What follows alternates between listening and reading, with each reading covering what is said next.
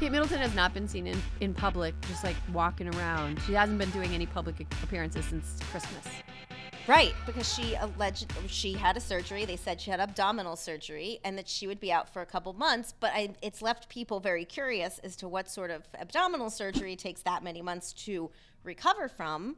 And I don't know.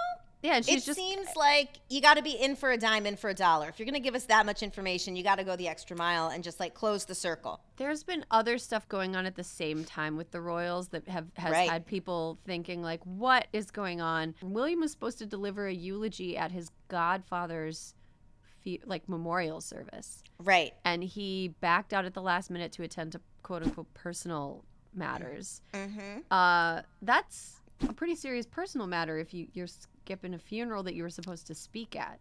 It feels that way. And Prince Charles went in to get his prostate checked and came out with some form of cancer. I think they've confirmed it's cancer. And Harry flew over, but again, nothing serious. Like, what? Yeah, it's all very weird. I feel like they need to have like a medical consultant working for the royals to help them lie better about stuff. Just like say less. I don't know. It's like they gave people enough information for people to become dangerous with it. Yeah, because they were like abdominal surgery, and then people were like, well, there's not that many abdominal surgeries that require a 2-week stay in a hospital to recover. Like, that's weird. And why hasn't she been seen? Blah, blah, blah, blah. Right. And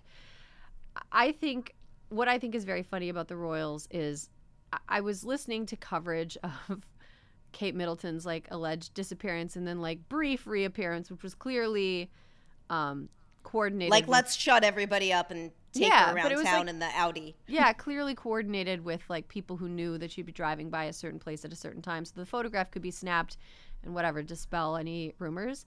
I feel like the royal family is like the British etiquette team.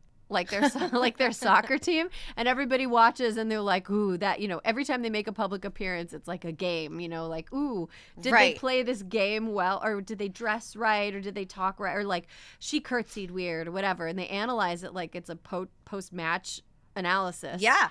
And it's just been really fun watching all these people being like, I don't know about Kate Middleton's performance in this etiquette match. I don't know how we feel about her, how she's acting out her recovery of abdominal surgery. I hope that she secretly wants to divorce William. That's my favorite conspiracy theory. And yeah, that's a fun one. Go Kate. Diana out of there. All right. Do we have anything else we want to talk about? Anything you're keeping you sane? I have a petty. Okay.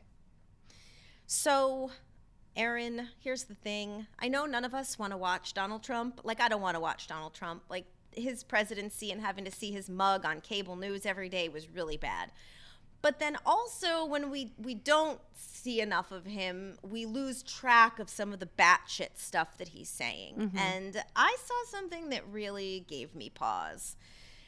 Erin, he was on the campaign trail in Virginia, where he has repeatedly vowed, but doubled down, to defund public schools that require vaccines.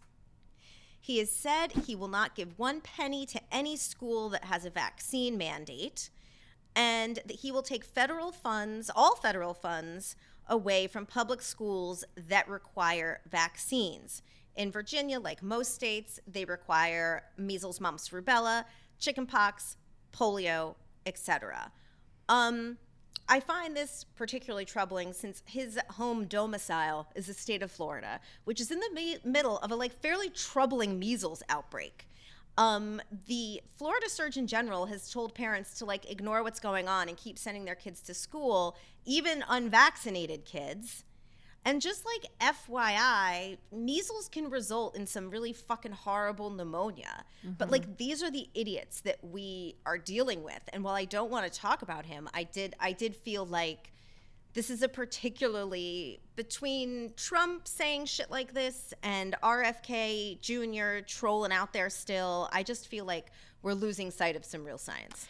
I think this is some Project 2025, very ominous garbage.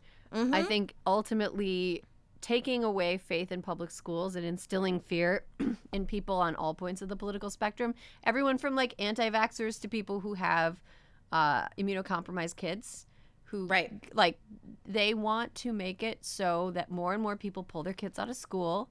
Yep. And who takes care of the kids when the kids are pulled out of school?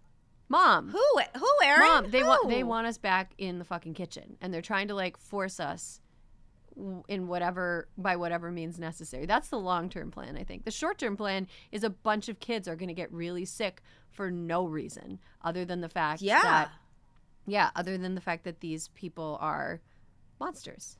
It's fucked up. Yeah, that's not. I that's not found petty. this really disturbing. That's no, not it's petty. not petty.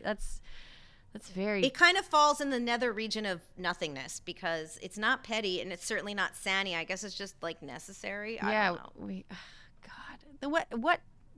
Do they have like a writer's room of just terrifying nonsense where they all sit down and they're like rejected storylines from Jerry Bruckheimer movies? Let's see if we can bring them to life.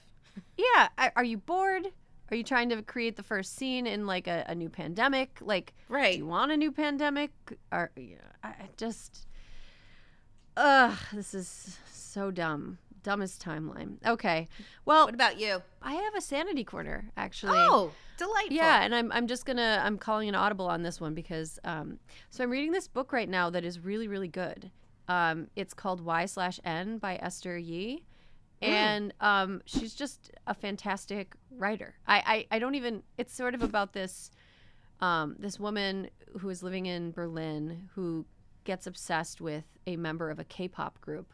But the plot isn't really what is so great about the book. It's just her writing. She's a phenomenal writer. It's weird. That's awesome. The book is like weird. It feels like alienating, and the way that she writes is different than the way that anybody else writes. And I think it's her first novel, and it's really blown me away. I'm like almost done with it, and I'm doing the thing where I'm reading it very slowly. Oh yeah, when you don't want it to end. Yeah, to savor it. So Y/N by Esther Yee is just fantastic, and I think it's out in paperback now. I saw it in Barnes and Noble when I was there the other day. So I'm gonna check it out. Yeah, it's a weird book.